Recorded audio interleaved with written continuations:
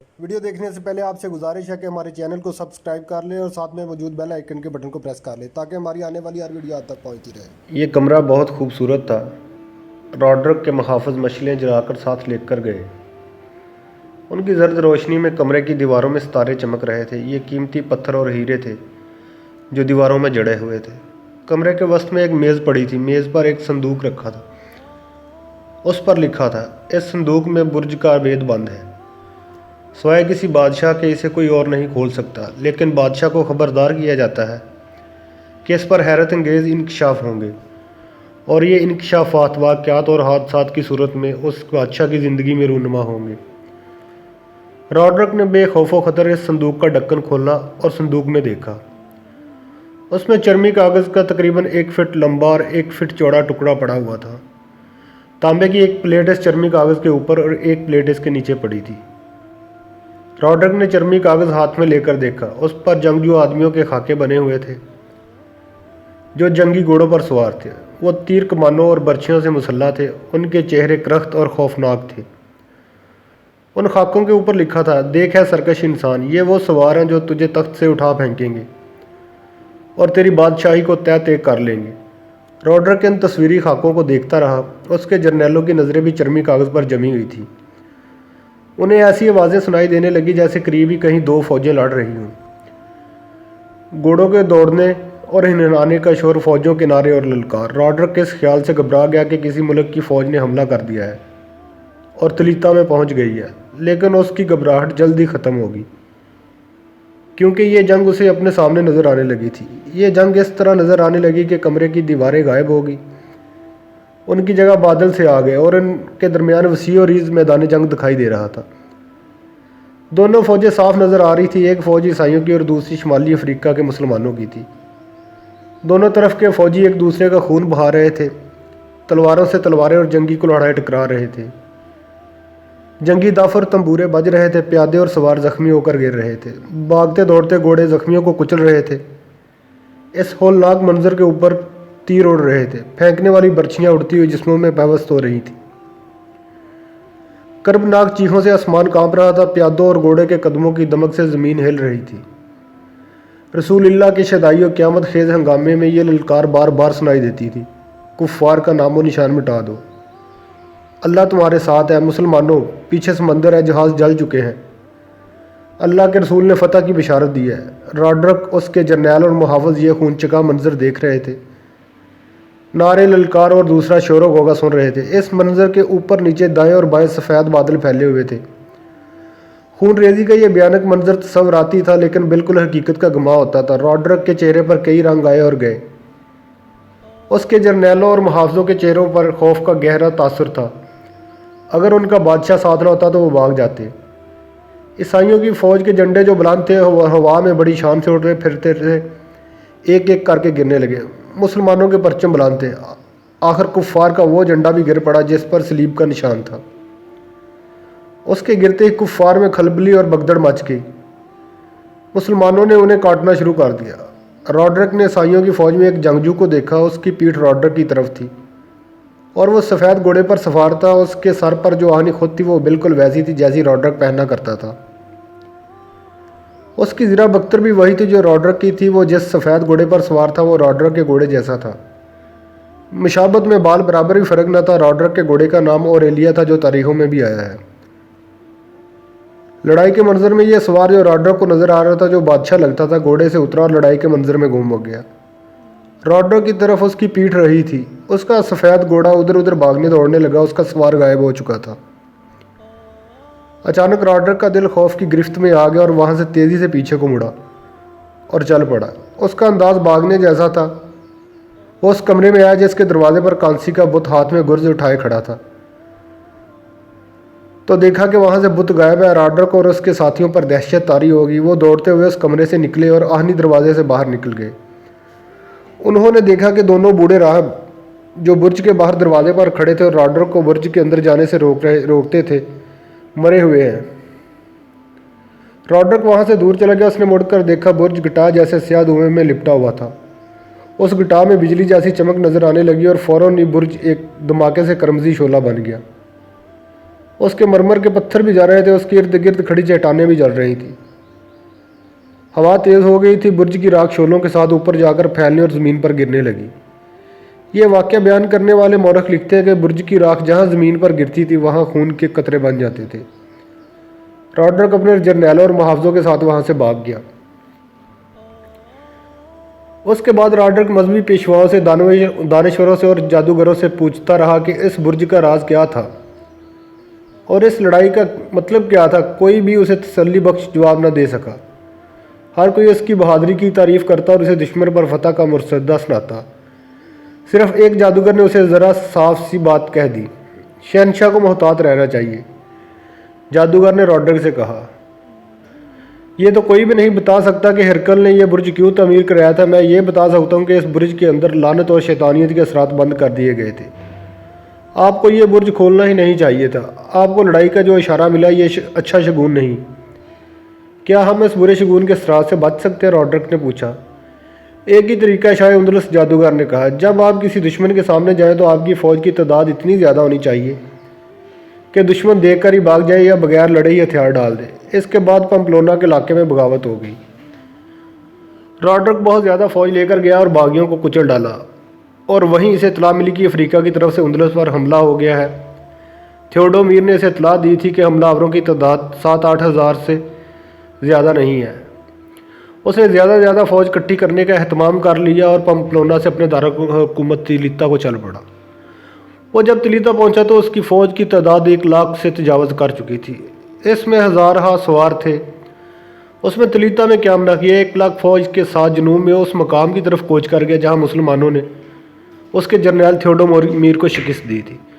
ادھر طارق بن زیاد کو صرف 5,000 کی کمک مل سکی۔ اس سے اس کی فوج کی تعداد تقریباً 12,000 ہو گئی۔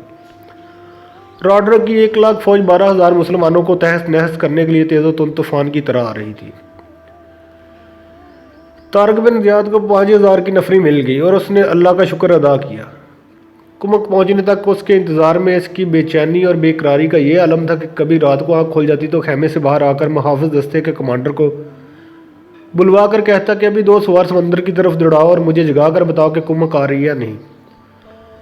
دن میں وہ ایک بار ساحل پر جا پہنچتا اور اس اونچی چٹان پر چڑھ جاتا جس کا نام جبل طارق رکھ دیا گیا تھا۔ ایڑیاں اٹھا کر سمندر کی وسعت پر نظریں دوڑاتا اور جب اسے کمک کے جہاز نظر نہ آتے تو اس کی ہر بات اور ہر حرکت سے غصے کا اظہار ہوتا۔ اس کے سالار اسے کہتے تھے کہ کمک کو اتنی دور سے آتے بہت دن لگیں گے۔ میں جانتا ہوں کمک اتنی جلدی کیوں نہیں آ رہی۔ طارق کئی بار ایک ہی بات کہہ چکا تھا۔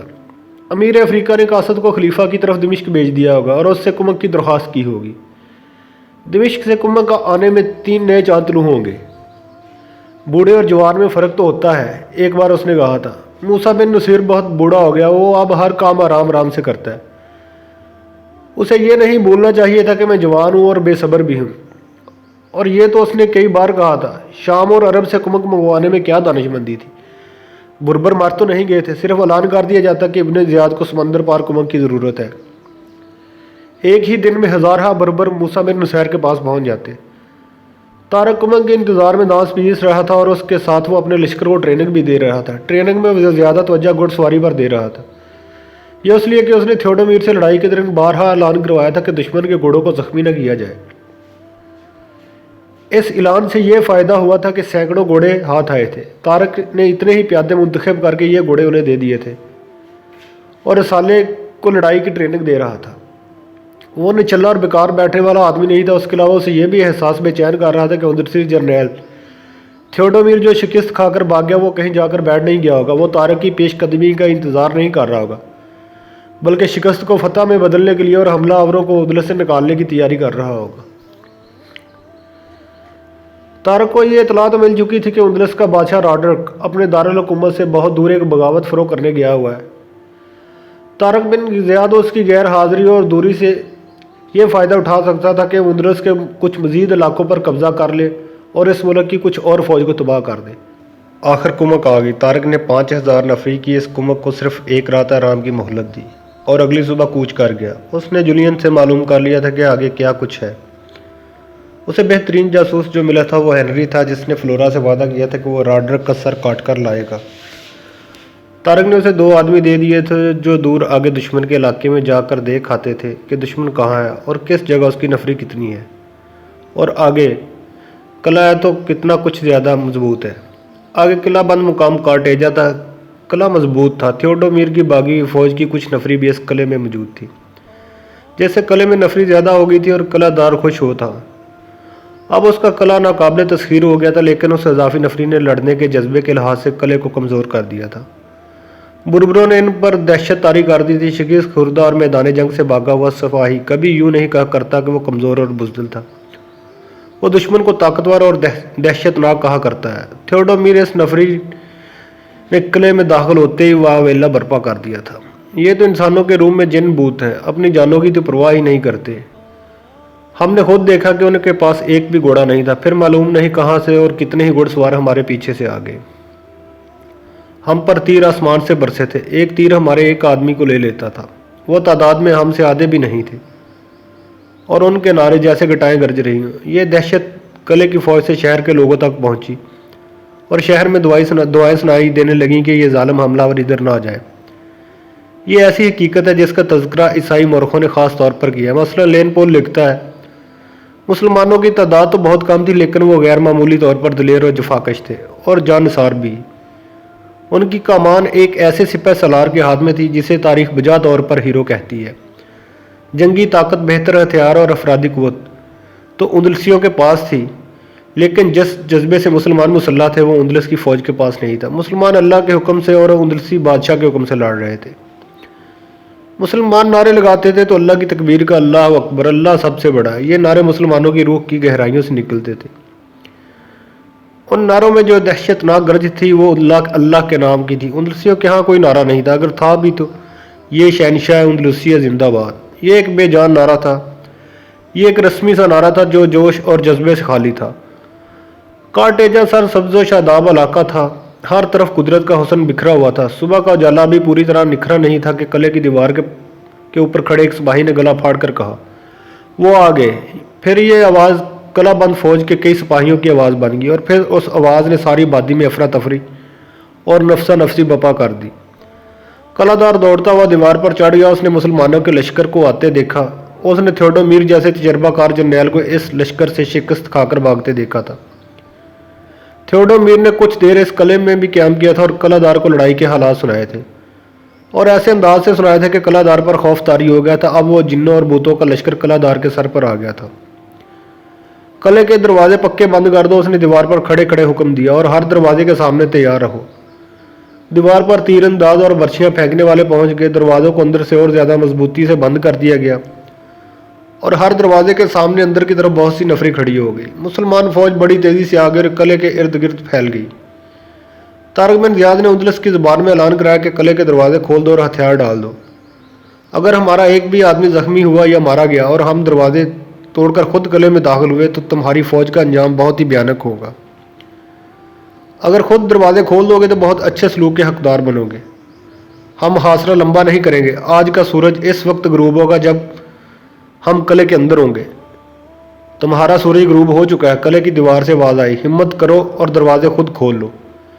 तारक बिन ज़ियाद ने अपने ऐलान को दोहराने की ज़रूरत न समझी। उसने अपने मुतल्लक ठीक कहा था कि मैं जवान हूँ और बेसब्र भी। किला तोड़ दो, उसने हुक्म दिया। मुसलमान किला तोड़ देने का मतलब समझते थे। एक जैश कुल्हाड़े और हथौड़े लिए बड़े दरवाजे की तरफ दौड़ा। ऊपर से उन पर तीरों की बौछारें और बर्छियां आने लगी, लेकिन बुरबर तीरों और बर्छियों को खातर में लाने वाले नहीं थे। बुरबर तीर अंदाज दस्ता दरवाज़ा तोड़ने वाले जैश के पीछे था। उनकी कमानें बड़ी सख्त थी, जिन्हें खींचने के लिए खासी ज़्यादा ताकत की ज़रूरत थी। उनसे निकले हुए तीर ज़्यादा दूर जाते और जिस्म के ज़्यादा अंदर चले जाते थे। इन तीर अंदाजों ने दीवार के ऊपर खड़े तीर अंदाजों और बर्छियां फेंकने वालों पर तीर बरसाने शुरू कर दिए। 2-3 तीर अंदाज ऊपर से नीचे गिरे, बाकी सब ने सर नीचे कर लिए।